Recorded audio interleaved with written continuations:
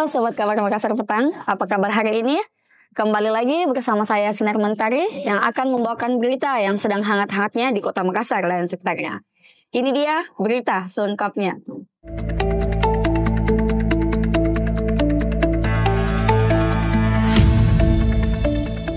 Kita masuk ke berita pertama. Fatmawati Rusdi hadiri sidang umum Himpuni, dukung transformasi positif di Sulawesi Selatan. Sidang umum Majelis Umum atau SUMO ketiga Perhimpunan Organisasi Alumni PTN Indonesia atau Himpuni menjadi agenda perdana Wakil Gubernur Sulawesi Selatan Fatmawati Rusdi setelah dilantik oleh Presiden Republik Indonesia Prabowo Subianto di Istana Merdeka pada hari Kamis di Jakarta 20 Februari kemarin. Agenda Himpuni ini berlangsung di Four Points Hotel by Sheraton pada Jumat 21 Februari. Akan dihadiri oleh Gubernur Sulawesi Selatan, Andi Sudirman Sulaiman. Akan tetapi, ia bersama dengan kepala daerah lainnya tengah melakukan retret atau pembekalan kepala daerah di Akademi Militer atau Akmil Magelang, Jawa Tengah. Fatmawati mengungkapkan rasa bangganya terhadap pelaksanaan Himpuni tersebut. Terlebih, tujuan dari Himpuni ini mendukung transformasi positif di Sulawesi Selatan. Ia menegaskan jika Himpuni memiliki peran sentral dalam mewujudkan misi besar tersebut. Diharapkan Himpuni mampu menjadi garda terdepan dalam mengawal hal itu. Dukungan, kata Fatmawati, juga terus mengalir terhadap pemerintah Provinsi Sulawesi Selatan dari Kementerian Pertanian. Melalui forum tersebut, ia mengimbau agar terus dilakukan sinergi dengan seluruh pihak yang terlibat guna mewujudkan Astra Cita. Sepekan pasca dibuka, 3.269 jemaah di Sulawesi Selatan telah melunasi biaya perjalanan haji. Sepekan pasca dibukanya pelunasan biaya perjalanan haji, sebanyak 3.269 calon jemaah haji Sulawesi Selatan yang masuk dalam kuota haji reguler 2025 telah melunasinya. Jumlah jemaah yang melunasi BP tersebut sekitar 45% dari total keseluruhan jemaah yang masuk daftar berhak lunas, yakni 7.272 orang. Sebelumnya, Ditjen Penyelenggaraan Haji dan Umroh, Kementerian Agama membuka tahap pelunasan biaya haji bagi jemaah reguler pada Jumat 14 Februari lalu. Berdasarkan data yang diterima dari Kabid PHU Kemenak Sulsel, Iqbal Ismail, jumlah jemaah yang telah melunasi BP hingga hari ini sebanyak 3.269 orang, sementara jumlah jemaah yang belum melunasinya yakni 4.003 orang. Diketahui para calon jemaah haji sudah membayar setoran awal sebesar 25 juta. Sementara biaya BP untuk embarkasi Makassar yakni sebesar Rp57.970.921. Sehingga para calon jemaah sisa melunasi biaya selisihnya. Besaran BP jemaah haji ini dipergunakan untuk penerbangan haji, sebagai biaya akomodasi di Makkah, dan sebagian biaya akomodasi di Madinah dan biaya hidup atau living cost. Adapun nantinya setelah pelunasan BP telah selesai, maka para calon jemaah haji akan mendapatkan materi manasik haji. Iqbal mengimbau para calon jemaah haji untuk mempersiapkan biaya pelunasan dan menjaga kesehatan untuk persiapan keberangkatan. Ia pun meminta para calon jemaah haji untuk sering berolahraga dan latihan jogging atau lari santai untuk mempersiapkan diri dan menjalani proses haji nantinya di Mekah. Memprihatinkan, Rumah Dinas Wakil Bupati Takalar terbengkalai. Wakil Bupati Takalar, Hengki Asin, resmi dilantik oleh Presiden Republik Indonesia Prabowo Subianto untuk mendampingi Bupati Muhammad Firdaus Daeng Manye dalam periode 2025 hingga 2030. Namun, di tengah euforia pelantikan, kondisi rumah jabatan Wakil Bupati Takalar justru menuai sorotan. Berdasarkan pantauan Kru Kabar Makassar pada Sabtu 22 Februari, rumah dinas yang berlokasi di Jalan Asar Daeng Manggung, Kalabirang, Patalasang tampak dalam kondisi yang memprihatinkan. Rumput liar tumbuh di halaman, tembok berlumut, serta pendopo yang tidak tertata dengan genteng mulai terkelupas. Bagian dalam rumah juga tidak kalah berantakan, sofa di ruang tengah tampak berserakan, temboknya pudar dan berlumut. Ruang tamu terlihat kosong, namun lantainya dipenuhi sampah. Di kamar tidur, kasur tergeletak tanpa spray, sementara bagian dapur dan toilet pun tampak tak terurus. Seorang anggota Satpol PP yang berjaga di lokasi mengungkapkan bahwa pembersihan rumah dinas biasanya dilakukan oleh bagian umum pemerintah Kabupaten Takalar, namun hanya sekitar sekali dalam sebulan. Ia juga menyebutkan bahwa rumah dinas tersebut kerap digunakan untuk kegiatan Pemkab Takalar serta organisasi mahasiswa selama posisi wakil bupati kosong. Sementara itu, pelaksana tugas PLT Kepala Bagian Umum Pemerintah Kabupaten Takalar, Rusdi, belum memberikan tanggapan terkait kondisi rumah dinas tersebut. Upaya konfirmasi melalui telepon dan pesan WhatsApp hingga kini belum mendapatkan respon. Andi Amran Sulaiman mengatakan bahwa pangan dan energi jadi kekuatan Indonesia tanpa impor di masa depan. Menteri Pertanian Andi Amran Sulaiman menyampaikan apabila pangan dan energi telah dikendalikan, maka Indonesia akan mampu menjadi negara superpower. Ketua Umum Ikatan Unhas tersebut menjelaskan tentang Indonesia yang dapat menjadi lumbung pangan dan penggerak pangan dunia. Ia turut menekankan tentang produksi pertanian. Ketika dilakukan transformasi pertanian dari tradisional menjadi modern, maka terdapat peningkatan yang sangat drastis. Lebih jauh, ia menjelaskan terkait pentingnya ketahanan pangan bagi sebuah negara seperti Indonesia. Beberapa waktu lalu, ia mencontohkan yaitu ketika Indonesia pernah dilanda krisis ekonomi serta COVID-19. Hal tersebut pasti bisa dilewati. Namun, itu berbeda ketika negara Indonesia menghadapi krisis pangan yang merupakan hal vital bagi kesejahteraan masyarakat. Ia juga menilai jika tantangan perubahan iklim terhadap ketahanan pangan juga sangat besar dan membutuhkan perhatian serius. Pantai Merpati di Bulukumba menjadi destinasi wisata baru dengan harga kuliner yang sangat terjangkau.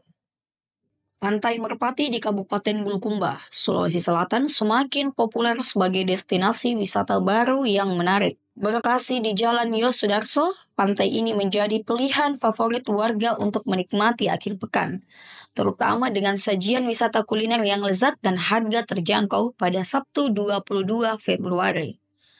Kawasan Pantai Merpati dipadati pengunjung yang menikmati suasana pantai sambil bersantai dan mencicipi berbagai hidangan kuliner.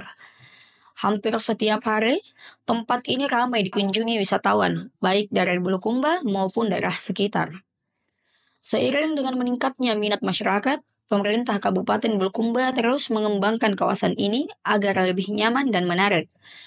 Salah satu upaya yang dilakukan adalah mempercantik lingkungan dengan penghijauan. Dinas Lingkungan Hidup dan Kehutanan Bulukumba telah menanam 17 pohon sawit di kawasan Pantai Merpati. Penanaman ini bertujuan untuk membuat pantai lebih rindang dan memberikan kenyamanan bagi pengunjung. Sebagai ikon wisata baru, Pantai Merpati diharapkan dapat memberikan pengalaman yang menyenangkan bagi wisatawan. Tahun ini, wajah baru pantai tersebut akan semakin indah dengan tambahan fasilitas modern, termasuk spot kuliner yang lebih menarik. Dengan pesona alamnya yang menawan dan berbagai fasilitas pendukung, Pantai Merpati berpotensi menjadi salah satu destinasi unggulan di Bulukumba. 750 umat Katolik di Makassar merayakan Hari Perkawinan Sedunia.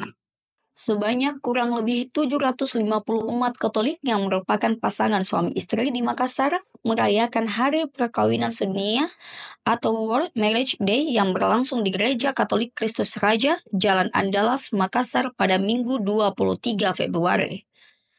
Pada perayaan World Marriage Day ini, sebanyak 125 pasangan suami istri dengan usia pernikahan di atas 40 tahun mendapatkan apresiasi dan penghargaan dalam bentuk cenderamata. Ketua Panitia Perayaan Hari Perkawinan Sedunia, Keuskupan Agung Makassar 2025, Pasutri Nova Lestari dan Indra Samsi mengatakan, kegiatan ini merupakan agenda rutin tahunan Keuskupan Agung Makassar, yang pelaksanaannya dipercayakan kepada Komunitas Marriage Encounter Distrik 9 Makassar bekerja sama dengan Paroki Kristus Raja Andalas sebagai tempat pelaksanaan perayaan Ekaristi. Perayaan World Marriage Day dengan tema pernikahan, sumber harapan, mata air pembaruan, kejarlah cinta abadi, dipimpin oleh Uskup Agung Keuskupan Agung Makassar, Fransiskus Nipa sebagai selebaran utama dan konselebran Uskup Emeritus Keuskupan Agung Makassar.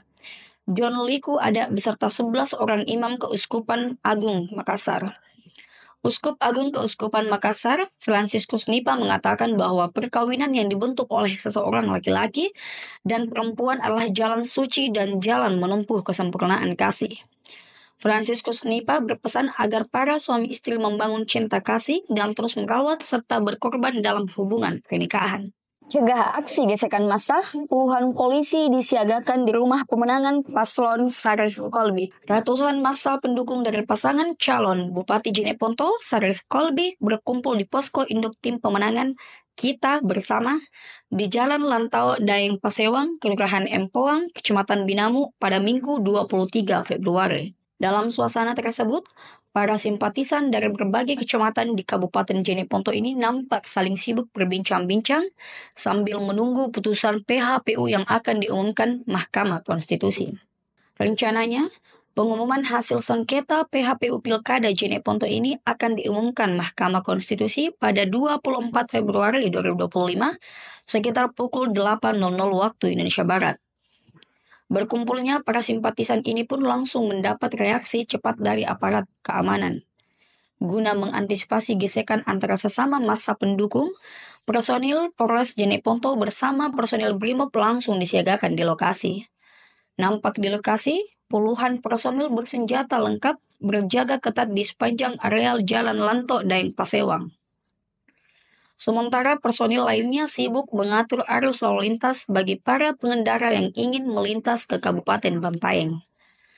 Selain menjaga pergerakan massa, personil Polri juga disiagakan di berbagai lokasi objek vital lainnya, seperti kantor KPU Jeneponto, gudang KPU dan kantor Bawaslu dan beberapa jalur protokol lainnya di Kabupaten Jeneponto. Kisah pilu kakek Sahabu di Jeneponto, Kapolres turun tangan memberi bantuan. Baiklah Sobat Kabar Makassar Petang, berita ini sekaligus mengakhiri perjumpaan kita pada edisi Kabar Makassar Petang hari ini. Saksikan terus Kabar Makassar Petang setiap hari Senin sampai dengan hari Jumat. Saya, Sinar Mentari, dan kru yang sedang bertugas, pamit undur diri.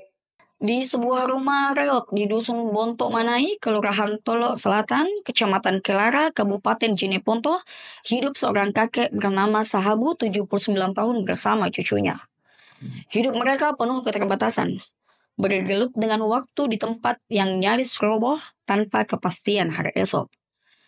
Kisah pilu ini bukan sekedar cerita sunyi di pelosok desa, tetapi juga potret nyata kemiskinan yang masih menghantui banyak keluarga.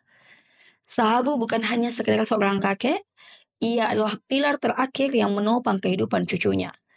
Sejak anaknya pergi merantau bertahun-tahun lalu, selama 12 tahun, ia menjadi satu-satunya sandaran bagi cucunya, berjuang dengan kondisi serba pas-pasan.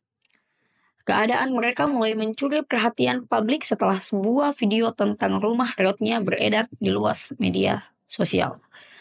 Unggahan itu mengundang empati banyak orang, hingga akhirnya sampai ke telinga Kapolres Jeneponto, AKBP Widi Setiawan. Tak ingin tinggal diam, Kapolres segera mendatangi rumah Sahabu untuk melihat langsung kondisi yang memilukan itu. Menurut Kapolres, perjuangan sang kakek kian berat karena selama ini dia harus merawat sang cucu seorang diri selama 12 tahun. Sementara anaknya sedang berada di perantauan.